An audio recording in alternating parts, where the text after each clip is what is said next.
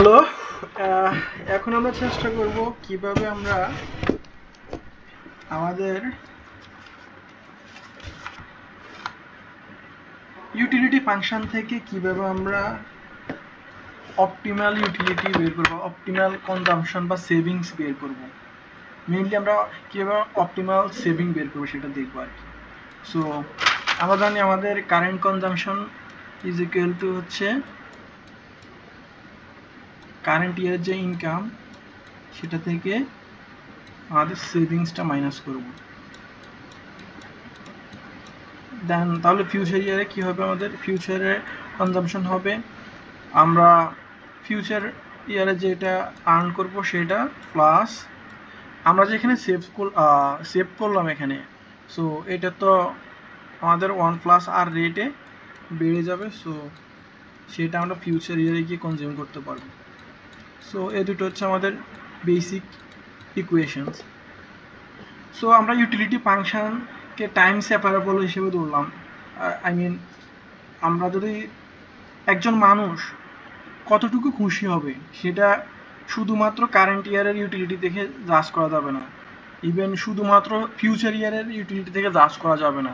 তো আমাদের যেটা করতে হবে, দুইটার কম্বিনেশনে আমরা একটা এরকম দেখছিলাম, 3D কার্ভ দেখছিলাম, ওইখানে আমরা দেখছি এক পাশে হচ্ছে আমাদের C0 আর এক পাশে হচ্ছে আমাদের C1 এর জন্য এরকম করে একটা কার্ভ ছিল আমাদের। সো ওইখানে আমরা এভাবে দেখছিলাম যে আসলে একটা মানুষের ইয়াটা ডেরাইভ হচ্ছে মেইনলি দুইটার সংমিশ্রণেই আমাদের ইউটিলিটিটা একসাথে আসে আর কি। সো শুধুমাত্র একটা দিয়ে ইউটিলিটি কাজ করা যায় না। সো এর জন্য আমাদের ইউটিলিটি ফাংশন যদি আমরা বানাই ইউটিলিটি ফাংশনে, তাহলে আমাদের C1 থেকে যতটুকু হ্যাপিনেস আসে আমাদের সাথে আবার যোগ করতে হবে C1 থেকে যে হ্যাপিনেসটা আসে। দ্যাট মিনস আমাদের utility function of C0 and C1 is equal to utility coming from C0 plus utility coming from C1।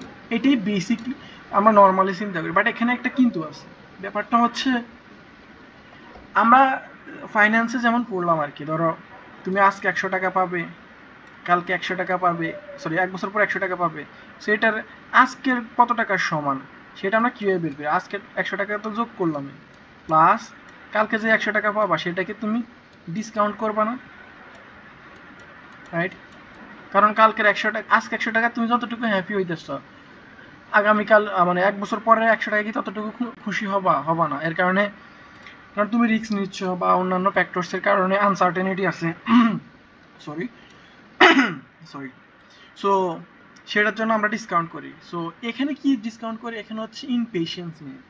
ধরো 1 + বেটা, এটা দ্বারা মিন করে তুমি যদি বেশি ইনপেশেন্ট হও তাহলে তোমার বেটার ভ্যালু হবে 1 এর কাছাকাছি, পজিটিভ 1 এর কাছাকাছি। লেটস সে কারো একজন ইনপেশেন্ট, সে একেবারে বেশি ইনপেশেন্ট, তাহলে তার এটা হবে কত?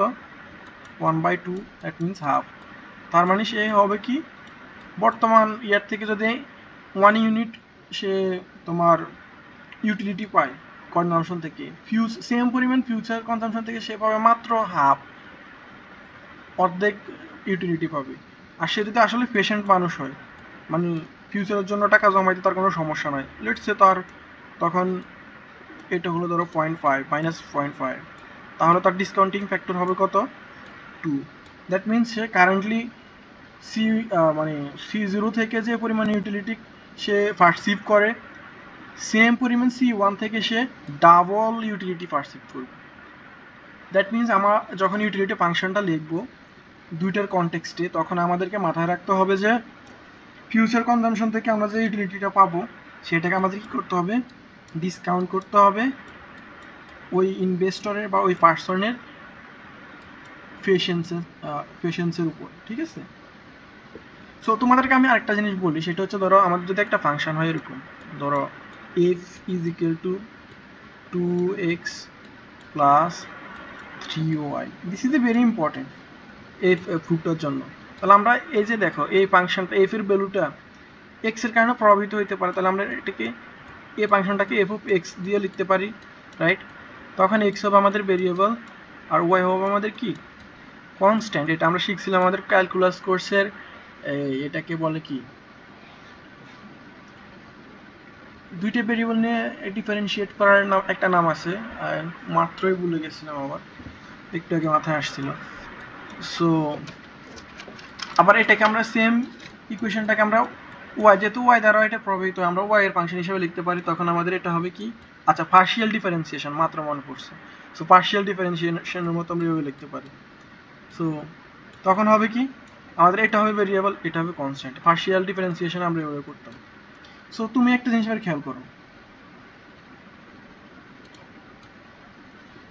একটা জিনিস খেয়াল করে দেখো তো, আমাদের C1 যেটা, বা সরি C0 যেটা, সেটার মধ্যে কয়টা ভেরিয়েবল আছে এখানে দেখো তো। এই যে C0 কে আমরা এভাবে লিখতে পারি না, y0 minus delta, that means এটা একটা ভেরিয়েবল, এটা একটা ভেরিয়েবল, এই দুটোতে ভ্যারি করতে পারে। তাহলে আমরা এই যে C0 থেকে যে ইউটিলিটিটা আসে, C0 থেকে যে ইউটিলিটিটা আসে সেটাকে আমরা এই যে এ ভেরিয়েবলের একটা লিখতে পারি না। ধরো লেটস সে আমি যদি করি, ওয়াই কে ওই পাশে পাঠাই দিই, তাহলে আমাদের এটা হয় না, সেম ইকুয়েশন। তুমি দেখো সেম ইকুয়েশন, এটাকে আমরা এভাবে লিখতে পারি না।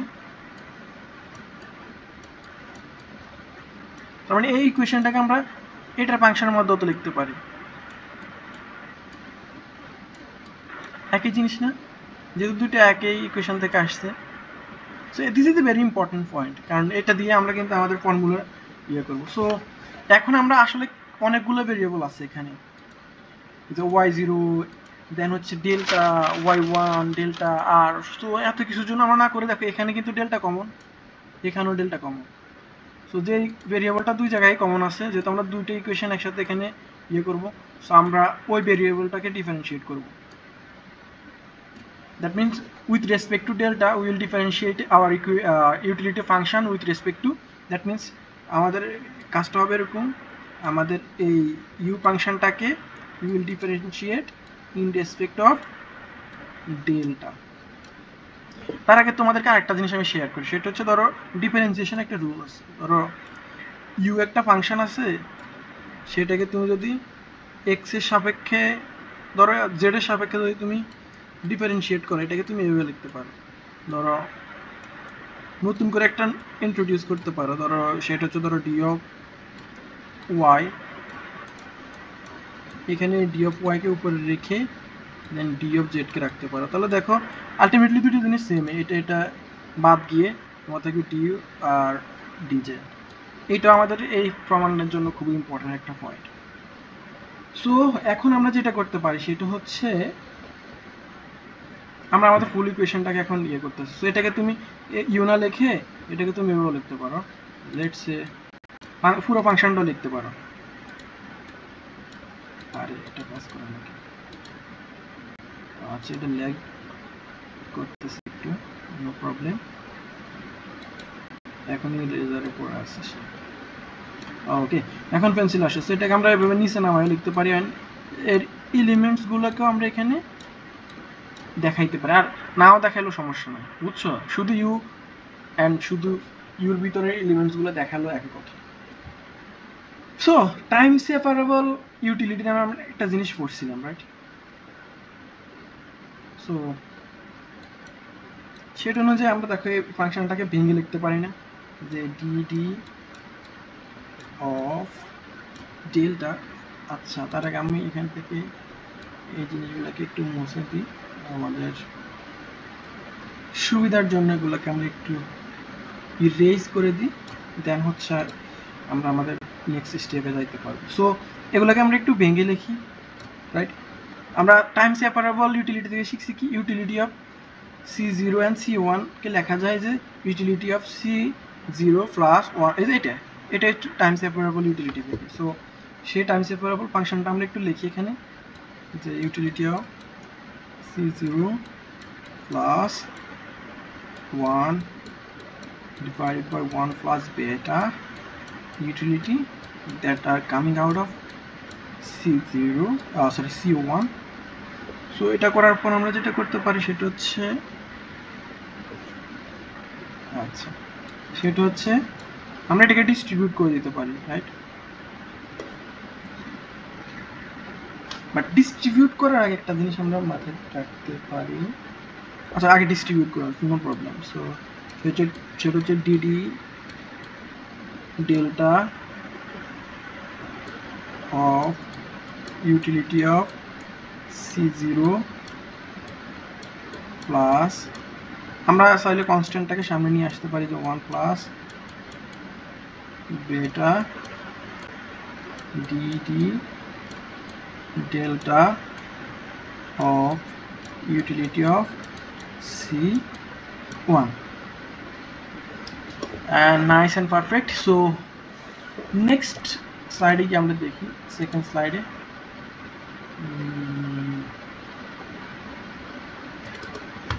আরে ভাই যাস না কেন?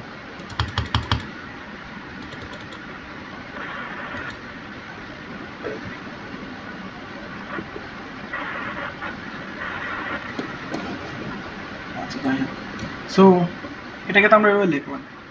এখন আমরা যেটা করতে পারি সেটা হচ্ছে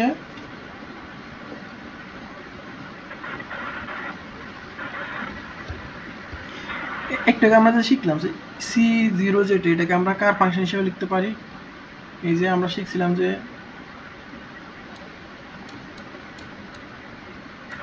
ইউটিলিটি যেটা C0 থেকে আসে, এটা একই জিনিস, right?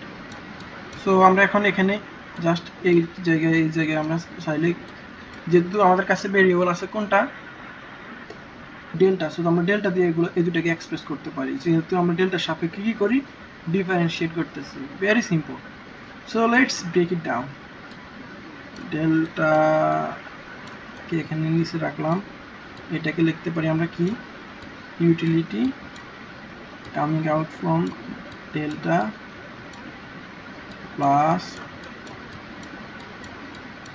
1 plus beta and d delta utility. এখন দেখো আমাদের ডিফারেন্সিয়েট করাটা সহজ হবে, যেহেতু আমাদের এটা সেম, এটা সেম। সো এখন আমরা এখানে একটা কাজ করি, সেটা হচ্ছে আমরা এখানে কাজটা একটু ইয়ে করি।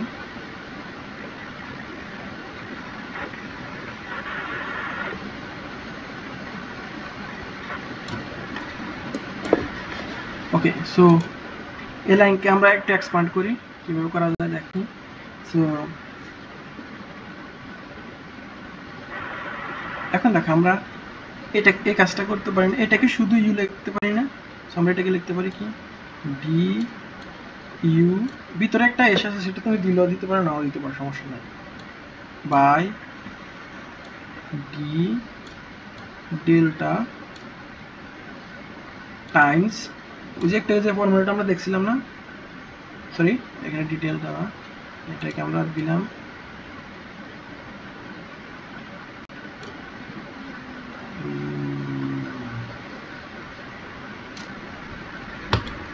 অনেক সমস্যা করতেছে, নো প্রবলেম, এটাকে দিলাম C0।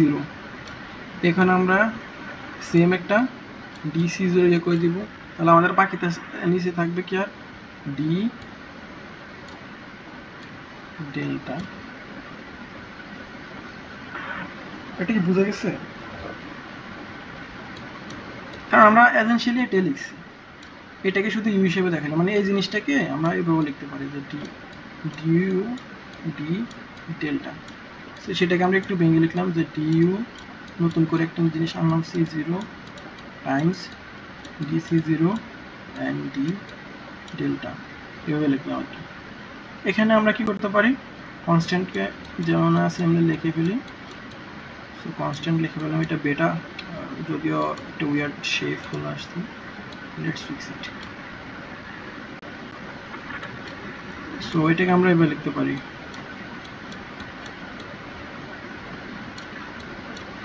বেটা, অলরাইট। দেন হচ্ছে এটাকে আমরা এভাবে লিখতে পারি না, দেখো যে ডি ইউ, এই ইউর ভিতরে কিন্তু আমাদের এই যে এই ডেল্টাটা আছে, সো আমরা এটা লিখলাম না, আর এখানে লিখলাম C1 times dc1 by delta। Nice and complete. So আমরা আবার দেখি। এখন দেখো এতটুকুকে আমরা লিখতে পারি কি, যেহেতু এই ফাংশনটাকে, এই ফাংশন যেটা সেটাকে আমরা কার সাপেক্ষে ডিফারেন্সিয়েট করলাম, c0 এর সাপেক্ষে। সো আমরা এটাকে লিখতে পারি the u function is differentiated against c0। এটাকে এভাবে লেখা যায় না? অবশ্যই যায়।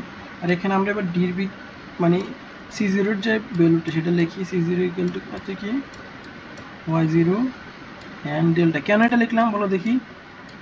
এটা লেখার মানে হচ্ছে আমাদের তো এই যে ডেল্টার সাপেক্ষে ডিফারেন্সিয়েট করি, সো আমরা ইকুয়েশনটাকে সি এর সাপেক্ষে এক্সপ্রেস না করে চেষ্টা করব ডেল্টার সাপেক্ষে এক্সপ্রেস করার জন্য, যেন আমরা ডিফারেন্সিয়েটটা করতে পারি। ঠিক আছে, ধরো ব্যাপারটা হচ্ছে তোমার ইকুয়েশন হচ্ছে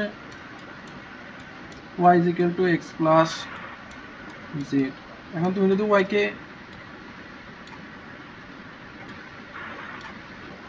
ধরো x এর সাপেক্ষে ডিফারেন্সিয়েট করতেছ, তাহলে তুমি ইকুয়েশনটা এমন ভাবে সাজাইতে হবে যেন x এই পাশে থাকে, তাহলে আমরা ডিফারেন্সিয়েট করতে পারবো। সো এর কারণে আমরা কি করলাম, সি না লিখে জাস্ট ডেল্টা দিয়ে এক্সপ্রেস করতে চেষ্টা করলাম, যেন আমরা ডেল্টার সাপেক্ষে এটাকে এক্সপ্রেস মানে ডিফারেন্সিয়েট করতে পারি। দেন হচ্ছে 1 প্লাস বেটা। এটাকে কি করা যায় দেখো, দেন এর সিমিলারলি এটাকেও লেখা যায় কি, যে utility differentiated with respect to c1।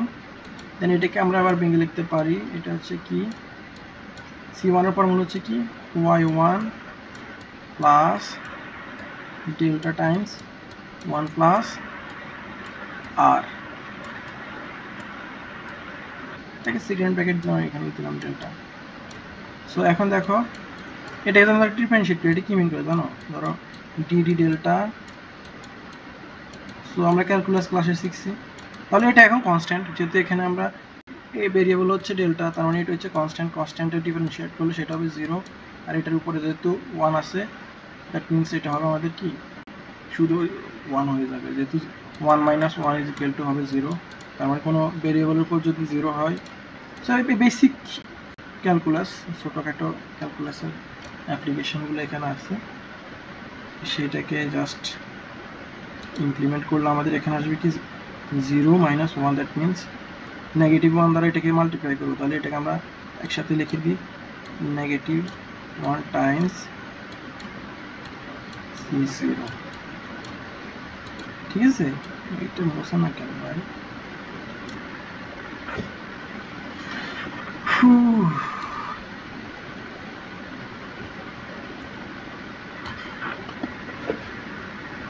ওকে, দেন হচ্ছে আমরা এখন প্লাসের প্লাস দিব,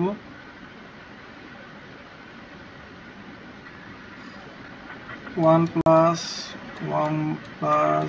বেটা রাখলাম টাইমস, এটা মনে ডিফারেন্সিয়েট করে দেখো তো কি হইতে পারে। আমাদের ভেরিয়েবল হচ্ছে কি এইটা, রাইট?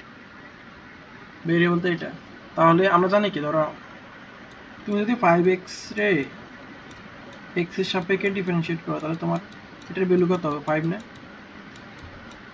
সো সিমিলারলি, কারণ এটা তো কনস্ট্যান্ট, হচ্ছে 0 প্লাস এখানে এটা হচ্ছে ভেরিয়েবল, এটা কনস্ট্যান্ট হচ্ছে x, আর এটা হচ্ছে 5, তাহলে আমরা 5 লিখতে পারি না শুধু, এটাকে আমরা লিখতে পারি কি 1 প্লাস আর।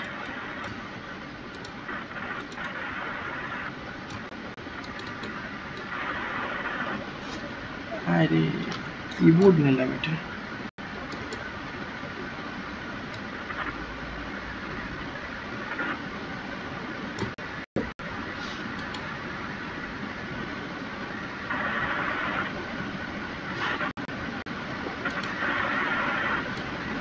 এটাতে সাব দিয়ে আজকে রেসপন্স করে 5 দিন, একটা সমস্যা।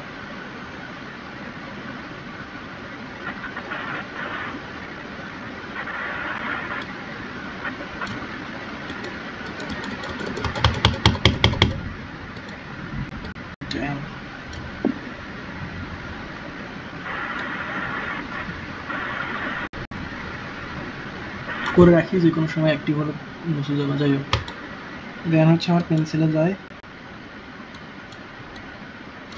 সো এটাকে যদি আর একটু সুন্দর করে লিখি তাহলে হচ্ছে মাইনাস